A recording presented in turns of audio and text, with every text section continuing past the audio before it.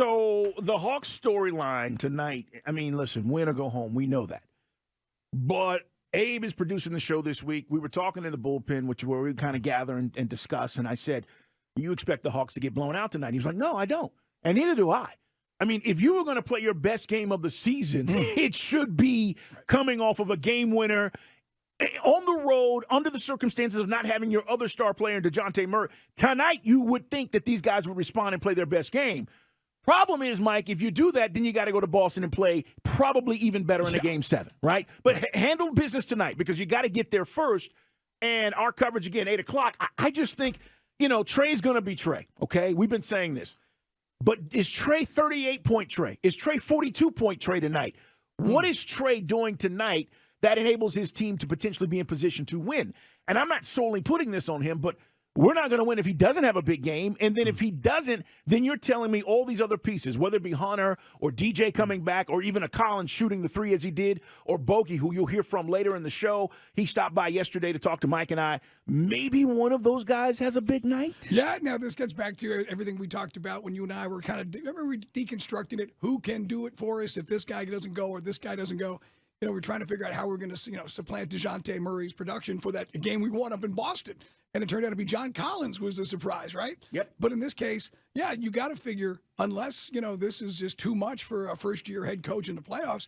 I mean, you saw it. And they saw what you just mentioned. They saw Milwaukee just take it in the shorts. They've got to stop Trey. If they're going to lose, you can't let Trey Young beat him, just like you shouldn't let Jimmy Butler beat you if you're Milwaukee. So that means to me, DeJounte Murray with an extended leave of absence, is he going to be able to hit the jump shot consistently, Carl? Because we can all agree, DeJounte Murray is a very streaky jump shooter, isn't he? He is. When he's hot, he's hot. When he's feeling it. When he's not, though, that's when we need that facilitating DeJounte.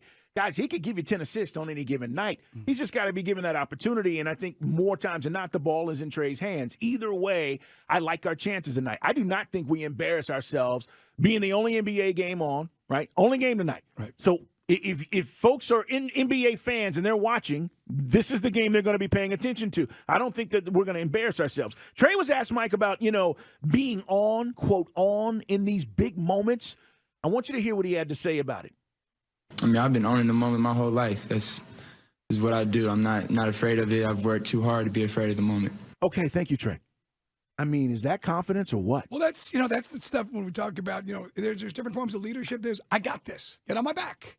And that's what I like. I mean, I got no problem with that because we just said there's two of the starting five are so inconsistent. You got to get on Trey's back because you don't know what you're going to get. So I got no problem with the guy putting that out there because I don't know. Sometimes, if you're a dude, we joke around. Remember Austin Powers? I lost my mojo. Maybe Trey's got his mojo back now. Yeah, listen, Mike, I just like the fact that he didn't hesitate. Like, Trey, are you going to be on?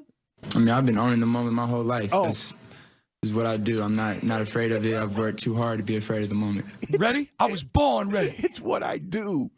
So he's going into Game 6 with a lot of confidence tonight.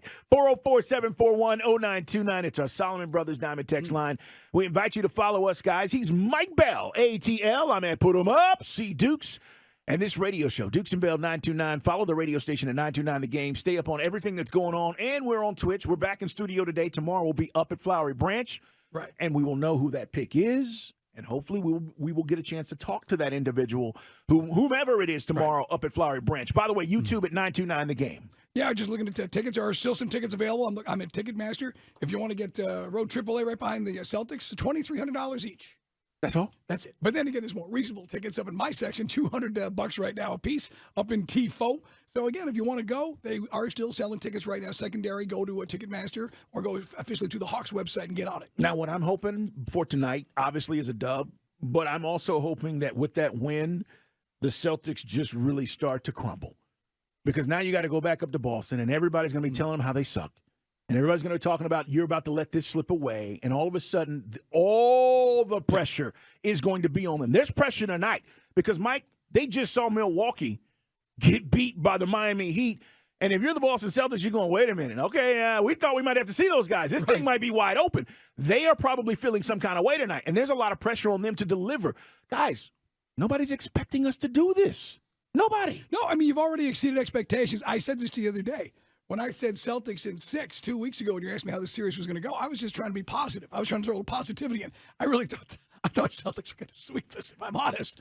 Instead of going on the radio and lie to you, Pinocchio, lie to me. No, I'm just saying that I thought, it's just the matchups weren't really in our favor until we got that Trey Mojo, that superstar thing back in place where it's been kind of hit or miss for much of the last 2 seasons. So if with that going for you, that's the stuff. That's the superstar stuff you talked about earlier this year before Nate got fired. What the stars do. Moments. And that's what he's doing. Yeah, the moment the other night was huge. He may have another moment or two tonight. We can't wait to see.